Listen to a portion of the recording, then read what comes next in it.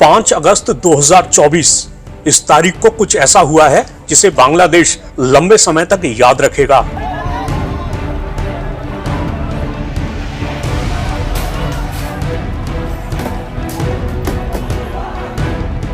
ये वही तारीख है जब भारी प्रोटेस्ट के आगे शेख हसीना की ताकत कम पड़ गई। ये वही तारीख है जब बांग्लादेश के सेना प्रमुख ने ऐलान किया कि शेख हसीना ने प्रधानमंत्री पद से इस्तीफा दे दिया है और अब अंतरिम सरकार देश चलाएगी। भारी उथल पुथल के बीच 5 अगस्त को ही खबर आई कि शेख हसीना सुरक्षित जगह जाने के लिए निकल गईं। उधर शेख हसीना के आवास पर जमकर बवाल देखने को मिला। वहां प्रदर्शनकारियों ने धावा बोल दिया। खबरें आई कि प्रदर्शनकारियों ने वहां से सामान लूटा और हसीना के सत्ता से हटने का जश्न मनाया।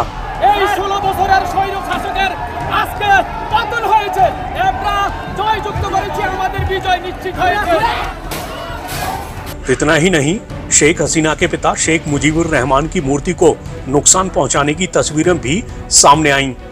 तो सवाल यह है कि बांग्लादेश में शेख हसीना के खिलाफ इतना गुस्सा कैसे फूट पड़ा।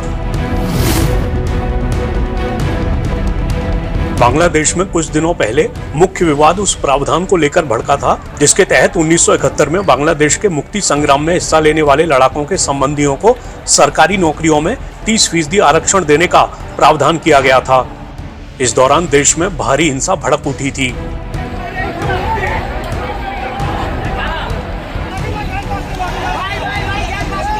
न्यूज एजेंसी एपी के मुताबिक इसके बाद सुप्रीम कोर्ट ने फैसला सुनाया कि युद्ध नायकों से जुड़ा कोटा घटाकर 5% किया जाना चाहिए और 93% नौकरियां मेरिट के आधार पर आवंटित की जानी चाहिए।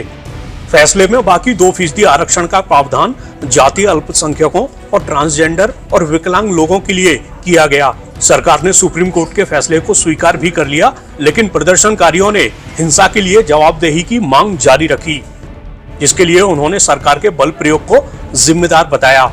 एपी के मुताबिक हसीना ने 3 अगस्त को छात्र नेताओं के साथ बातचीत का प्रस्ताव भी रखा था, लेकिन एक कोऑर्डिनेटर ने इससे इनकार कर दिया और हसीना के इस्तीफे की मांग की। इस बीच 4 अगस्त को बांग्लादेश में फिर से बड़े पैमाने पर हिंसा हुई, जब सत्ता विरोधी प्रदर्शनकारी असहयोग कार्यक्रम में हिस्सा लेने पहुंचे। प्रदर्शनकारियों ने लोगों से टैक्स और यूटिलिटी बिल न देने और काम रोकने जैसी गतिविधियों का अनुरोध किया। सत्ता पक्ष के समर्थकों ने इन प्रदर्शनकारियों का विरोध किया और उनके बीच झड़पें हो गईं। स्थानीय मीडिया रिपोर्ट्स के मुताबिक 4 अगस्त को भड़की हिंसा में 10 से ज्यादा पुलिसकर्मियों समेत करीब 100 लोगों की मौत हो गई। इससे कुछ दिन पहले हुई हिंसा में 200 से ज्यादा लोगों की जान चली गई थी। 5 अगस्त को भी बांग्लादेश में हिंसा हुई जब प्रदर्शनकारी लॉन्ग मार्च टू ढाका के लिए जुटे।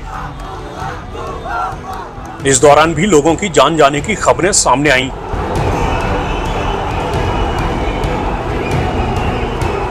इस बीच अचानक अपुष्ट खबरें आने लगीं कि शेख हसीना ने इस्तीफा दे दिया। फिर सेना प्रमुख मीडिया के सामने आए और उन्होंने हसीना के इस्तीफे की पुष्टि करते हुए कहा कि अब अंतरिम सरकार देश चलाएगी।